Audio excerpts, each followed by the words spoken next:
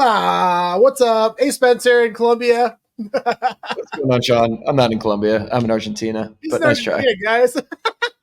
I think every time I guess where you are, I'm wrong. You never know where I am. It's okay. Yeah, it's a little chilly down in Argentina. I'm on the southern hemisphere, so it's winter here.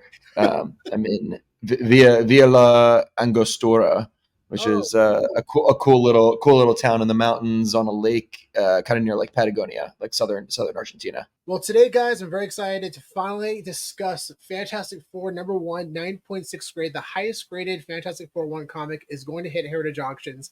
And we're going to talk about it. We're going to talk about how this is Yeah. the comic market, the physical and digital. But first, I want to highlight our amazing sponsor, Fanable. Fanable is a company that will allow you to trade physical collectibles in the digital age. We will have more information about them in the coming weeks. Very excited to talk about all the things that they're developing and working on. And until then, make sure to sign up on their newsletter. You can do so by going to fanable.io. You sign up for the newsletter, you're automatically eligible to be entered into every giveaway that they're doing monthly. They originally gave away a Batman 423 signed comic by Todd McFarlane. And they also just recently gave away a New Mutants 98 first appearance of Deadpool signed by co-creator Rob Liefeld. Very cool giveaways. So make sure to sign up for up-to-date information on the cool things that they're developing and also their giveaways. We love Fanable. We love Fanable. Fantastic Four #1. We've been talking about this for 2 or 3 years on the podcast since we started. Yeah. And we've been talking about this as a frame of reference in terms of value. It's one of the most valuable comics by far. This is something that we've never seen in our lifetime. This 9.6 comic, there's only 2 of them on the CGC census. I will say it's unfortunate right now that they're selling this one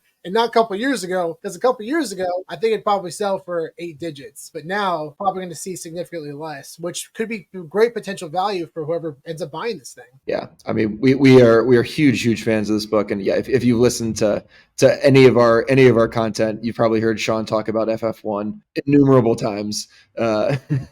And yeah, we love this book and so excited to see this come to auction, especially in this high grade. Referencing Go Collect, there's a little over 2,000 graded blue labels on the census, but there are only 2 9.6s. 2, that's it. There's apparently been no 9.4s that have sold, and the last 9.2 that sold was for $1.5 million on Heritage Auctions in 2022. I don't think that comic would sell for that high in this market right now. That being said, man, it's really exciting to see this comic because regardless of what it does end up selling for, this 9.6 will definitely surpass 1.5 million. I can almost guarantee that. I'd be shocked if it did. I'll be shocked. It's an absolute Yeah. steal in my opinion. This comic would sell for under 1.5 And if we had the money to do so, we would buy it for that much. in a heartbeat.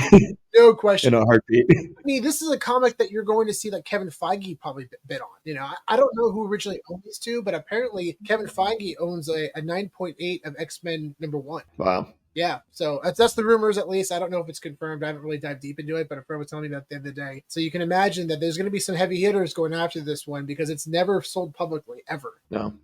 And these are the kind of sales you're excited about, right? Because they lift the ceiling, in our opinion, not just this collection, but just the comic market in general. Use this as a frame of reference in terms of value. This is one of the more valuable comics. If this one sells for $3 million, and just within this collection, you'll probably see the entire collection raise up in value, but also other comics as well, because you referenced this sale. Now, I'm curious, Spencer, what your thoughts are in terms of this affecting other markets as well outside of comics? Yeah, I mean, I think anytime that there's a big sale of any collectible in any collectible category, it really brings a lot of eyeballs and attention, assuming it gets the press that it deserves. You know, if there's a massive sale for this and, you know, it actually makes, you know, major headlines and, you know, it makes its way to the, you know, quote unquote normies, you know, people who aren't actively in the collectible space. People might get a sense of, oh, these are actually really valuable. I didn't realize that comics could actually sell for $1 million+. And so then that brings new people into the hobby, you know, yes, from a financial perspective. And you always need speculators. You always need people with liquidity, you know, kind of driving a market. But, you know, I think it'll bring people in, and then hopefully those people eventually convert into, you know, actual hardcore collectors and, you know, people who are actually really passionate about the hobby and not just about, you know, making money. Which, like I said, nothing wrong with that. Yeah, love to see people who, you know, eventually make that transition over, because I mean that's definitely what I did. You know, I definitely came into the space, you know, looking to make some money, and then, you know, really just fell in love with collecting, or I guess better way to put it is I re-fell in love with the collecting that I had like when I was a kid. Yeah. Then didn't realize I still had that in me. Yeah, same here. Yeah, and our collecting love has definitely grown in a lot of ways. I'm referencing our counters and our bookcases full of VHS tapes and Yeah. different medias. Yeah, it's really, really Well, exciting. while I'm in Argentina, my collection is just on my phone. I just got my digital collectibles. But hey, I love that. That's awesome. Yeah. Yeah. And it's been exciting news that the Fantastic Four film is going to be released in 2025. The cast has been announced. I'm surprised this comic wasn't sold during at least when the trailer was announced, because usually that's when the hype yeah, comes. But regardless, this seller obviously is selling at a specific time for a certain reason. So I hope he gets the value that he's expecting, because this is a very, very, very, very special comic, and one of the rarest by far of any Marvel comic ever. So hmm again, I really firmly believe that during the bull run, this could have seen 8 digits, but right now we're probably going to see 3 to 4, maybe. Maybe if it goes past 4, I'd be really happy. I mean, especially if it goes past 5, that'd be incredible. But yeah, it's really hard to say in this market right now in terms of. I mean, there's a lot of comics that were sold a few months ago. They're one of ones in their highest grade, like Tales of Suspense 39, and that sold I think just a little over a million, around a million, and I was expecting 2 or 3. So yeah. it's hard to say, but regardless, we're very bullish on this comic long term. And whoever ends up buying this one, congratulations. And that kind of brings us to the VeVe comics, digital comics, right? So this comic sells for $3+ million. That's a $3 million comic. And here you go. You have a chance to purchase this comic in NFT format, easily accessible worldwide. I know there's a lot of editions. People are very, very bearish on the amount of editions that there are for this specific comic, but I do think there will be ways to implement burning mechanisms in the future. Again, very speculative on our end. This is not confirmation at all, but I would at least hope to see potential ways of burning mechanisms for this comic to kind of bring down the editions. So VeVe founders, if you guys are listening to or watching this video, we would love to see a burn mechanism to bring down the supply on this, and I think a lot of people in the community would love to see that too. Yeah, definitely. And you have a chance to potentially buy $3+ million book in NFT format, a comment of under $10. I mean, just buying one or two, that's a really cool opportunity. And especially if burning is going to happen in the future, man, I would start stacking these like crazy if they come out with some type of burning mechanism on the announcement. And again, not financial advice, guys, but man, I would go freaking hard on this comic for sure. I would too. Yeah, not that we haven't already, but Yeah, I think I have about 50 commons, but we have definitely have some low movement numbers, and there's definitely a few people that have stacked hundreds of these. It's pretty incredible, yeah, really. And again, I know it's kind of tough right now to understand the connection between the physical and digital when you're seeing these physical comics sell for $3-4 million, and then digital format it's a $7-8 comic. But again, the space is so new. It's so new. This comic, I think, at all time high was around 150 to 200 gems, maybe even higher hmm than that, somewhere around there. Hopefully we'll be able to figure that out more when Stacker is released, all the data. And huge shout out to Stacker and Dr. Profit and the entire Stacker team. Very excited for all the news that they're coming out with.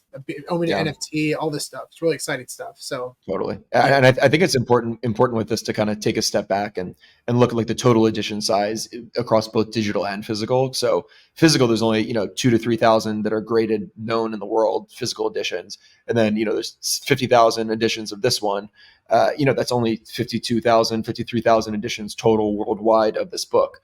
There's definitely in the long run going to be more than 53,000 people that want to own this book, and when people are priced out of the physical version, they're going to be kind of forced to turn to the digital because it'll be a little bit cheaper. And if they still want to be able to own the original IP and be able to collect it, the digital is kind of going to be the only way to do it. It's going to be the only accessible way.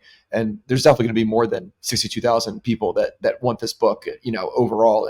And like exactly what we were just saying, there's people who've stacked hundreds, if not thousands, of these books. So there's even less opportunity to grab them. exactly. Absolutely. And even if you look at the floor, like the 0.5 grade of this comic is around $5,500 for fair market Yeah, value. So that's still expensive for a lot of people. very So expensive. Yeah, yeah, very expensive. yeah. So you look at the floor and also the ceiling for the comic in terms of value. Curious if Heritage had to do anything special to get this comic, or if there was a bidding war at all between Heritage and Golden and Hakes. I'm Yeah, sure all the auction houses wanted their hands on this one. I'd be very curious what the story was behind Heritage getting their hands on it. there's definitely people coming in hard trying to get this one, and I'm sure there's been Yeah. conversations for years about getting this on Golden or other or Comic Connect. There's different websites or auction Yeah. houses to hmm sell this, but Heritage ended up doing it. Congrats to Heritage, because this is going to be a Yeah. Seriously. very exciting sale. Thanks so very much for joining. That was awesome, and make sure to follow Fanable. our amazing sponsor of the podcast. Subscribe to their newsletter at fanable.io and also follow them on their socials. And if you haven't already, please subscribe to our newsletter. We have a newsletter called The Collector's Corner, where we basically just discuss different topics in the collectible space, both physical and digital. We talk about exciting sales in the space, upcoming auctions. We write blog posts. We feature members of our community to write blog posts. We do giveaways. It's a really, really awesome newsletter, and we're really excited about it. So we'd love for you to join and be one of our readers. So if you haven't already, we'd appreciate it if you could give us a subscribe. How do you point to it? Yeah, there it is. There, right there. Yeah, you get great information in the collectible space, and you're automatically entered into every future giveaway. So it's a win-win across the board. Thank you so much for joining, everybody. I hope this information helps you in your collection. We'll see you on the next one. Thanks, everybody.